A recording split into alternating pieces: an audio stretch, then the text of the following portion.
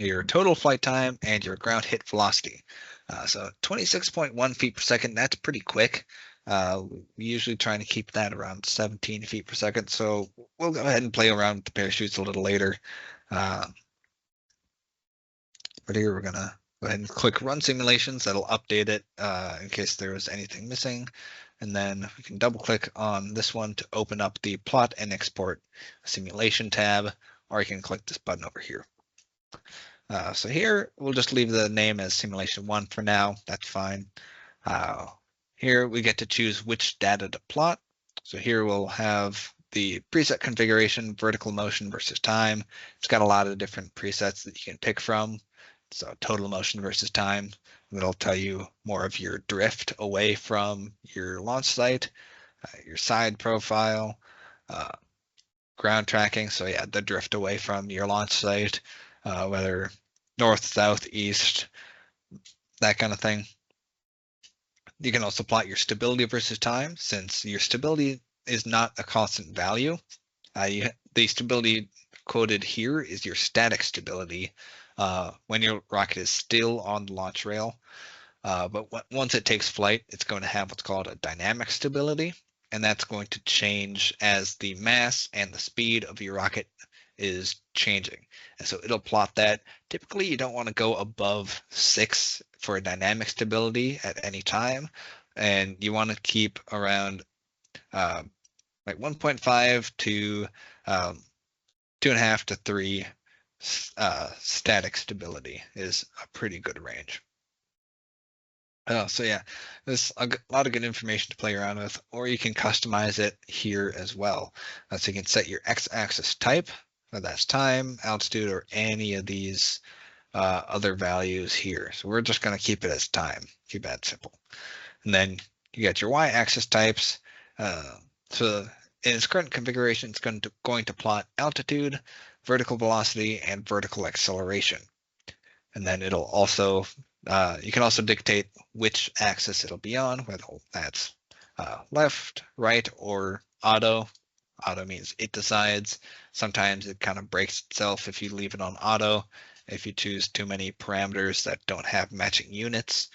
But that's just something you have to kind of be aware of. And you can also add a new y-axis plot type if you so chose. So you can add stability margin in there if you wanted to.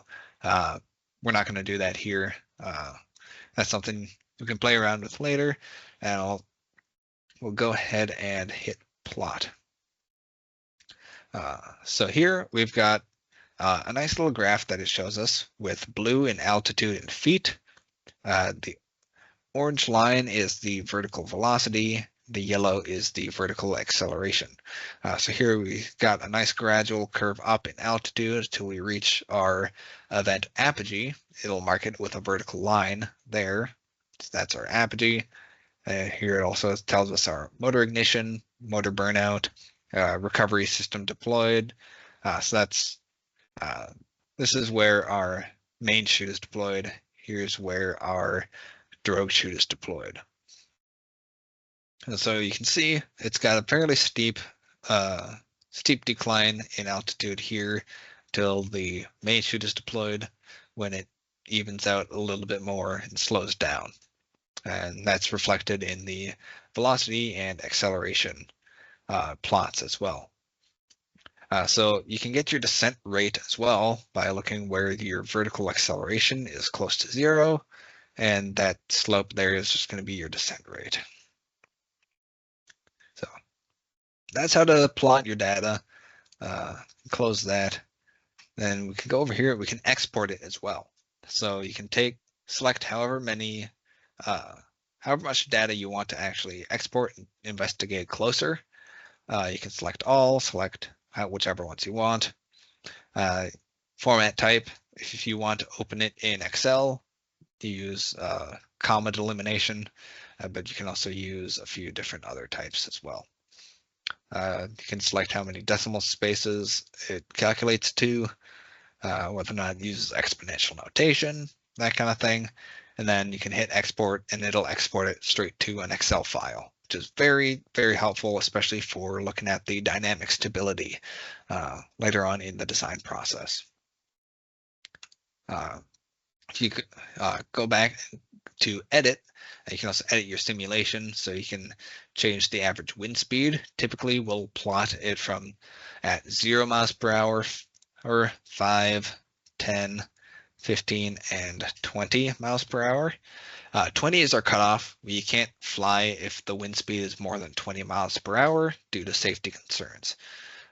So we don't really do any simulations higher than 20. It also includes a standard deviation, so just kind of the fluctuation in wind speed, that's like plus or minus 0.447 about. I can adjust the turbulence percentage, wind direction. You set your launch site. Believe it or not, where you're located in the world actually has a good amount of influence uh, on how high you actually go. So when actually going through this, you'll want to find the coordinate systems for Grand Forks, put those in, or if we wanted to simulate for competition, find the coordinates for a competition, put those in. It can change our altitude like up to 1,000 feet.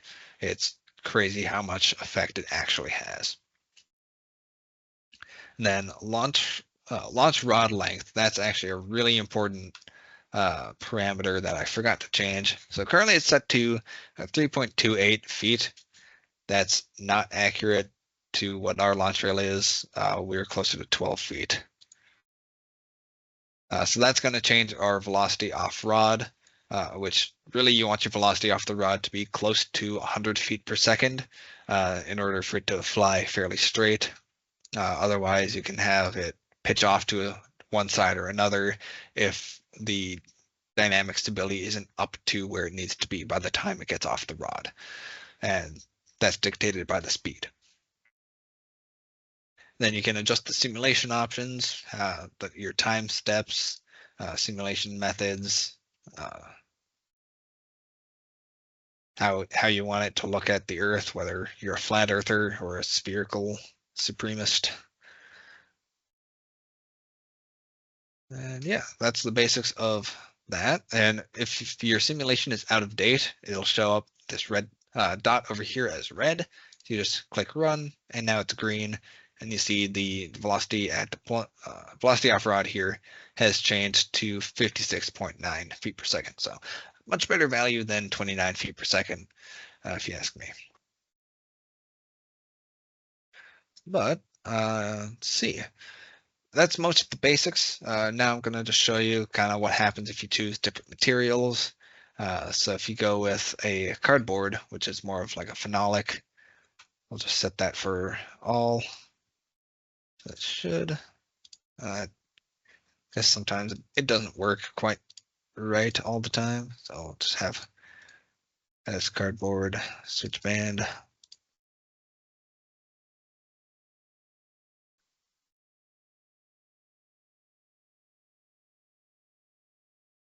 And we'll select PLA for our nose cone, assuming we 3D print it.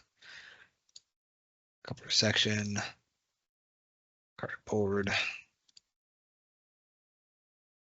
Make our fins plywood. So as you can see, as I'm changing these values, the stability margin is shifting, it's changing because our mass is changing as these change.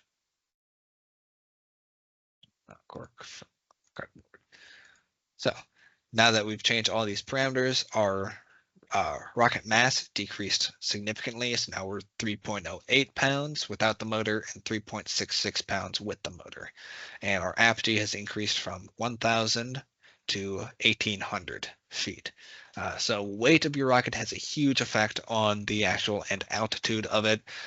Even small components really add up in rocketry. So now we can go over here, can run a new simulation. Now you can see the velocity off rod has increased to 70.8 feet per second. Apogee is increased again to 1,800.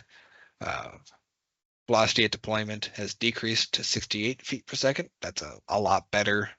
For some reason, it thinks it's 74.5, but it's saying differently. Sometimes OpenRocket's not the most intelligent, but it does get the job done. a lot. So we'll go ahead and plot this one. And you see here it's going a lot higher.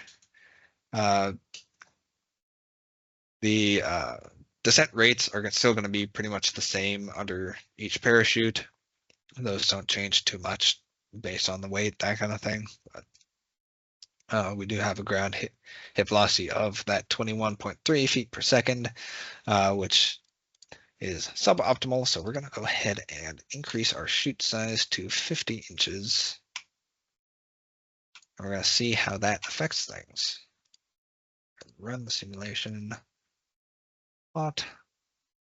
And there, you see this last section here under the main chute is a lot more shallower of a slope. And our ground hit velocity was decreased to 16 feet per second. A lot better. That's a huge difference and a lot more desirable because that's not going to damage our rocket when it's coming down. So one very important calculation to use when determining whether or not your deployment, your ground hit velocity is safe, is the kinetic energy equation. So that is kinetic energy is equal to 1/2 mass times velocity squared. So you use this as your velocity in that equation, mass as the mass of each component as it's hitting the ground. Typically, we separate them up into our different sections. So here we've got the rocket separating here and here. That's typically how we like to do it. You can adjust how you want to, but we found this works really well to separate between the lower body and the switch band and the upper body and the nose cone. So we'll have the nose cone will have its kinetic energy, the upper body and avionics bay will have its kinetic energy, and the fin can will have its kinetic energy. So you want the kinetic energy of those to be 75 or less foot-pounds. So that is that. Yeah, so that is the basics of OpenRocket and designed for around an L1 sized rocket. There's a lot more that you can get in depth with, such as exporting for 3D printing.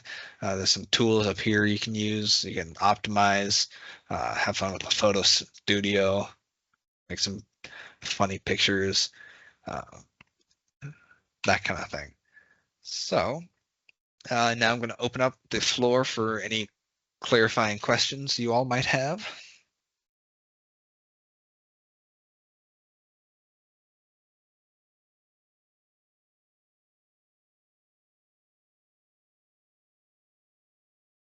All right.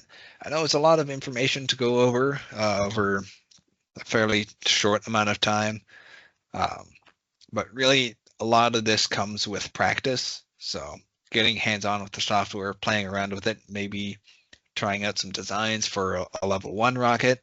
If you want a basis to go off of, usually if you look on Lock Precision or Wildman Rocketry, they've got level 1 rocket kits that have links to OpenRocket files.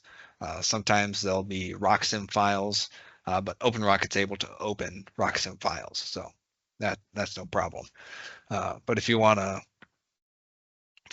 take a look at that, then you'll have a basis to go off of for your own designs. I see. All right, Jacob in the chat is asking about how to change the default unit. So to change the default unit, you're going to want to go into Edit, go down to Preferences here, and here, let's see. It's been a while since I've had to do this, but here is where you set your user-defined thrust curves. So you add a path wherever you've downloaded your thrust curve files. That's where you do that. But for units, go over to units. You can select your preferred units. So rock dimensions, I've got them set to freedom units, inch for the most part at least. Mass, I've still got force in newtons because Newton. But here's where you go through and change all of those. And then you can change the line density, angles, area, pressure, wind speed, or you can just click default metric or default imperial. So that's where you will change that. And over here, and under the materials section, it'll show you all the materials it's got. You can add a new one if you want to change add one that it doesn't have. You'll need the type, the density, that kind of thing. Let's see. Anything else here? Here's where you'd set your default launch. So I haven't set this up yet. I should probably set this up. But here you can set your default launch site probably to either our Thompson launch location or our Fargo location. Those don't really change much. But between our launch locations up here and the launch down in New Mexico, it can change our altitude, as I said, like a couple thousand feet. Then the default simulation, design, that kind of stuff. So there's a lot to go into with all of these, depending on how in-depth you want to get with it. And the more detail you put into your OpenRocket design, the easier it's going to be to build your rocket and to simulate your rocket as you go.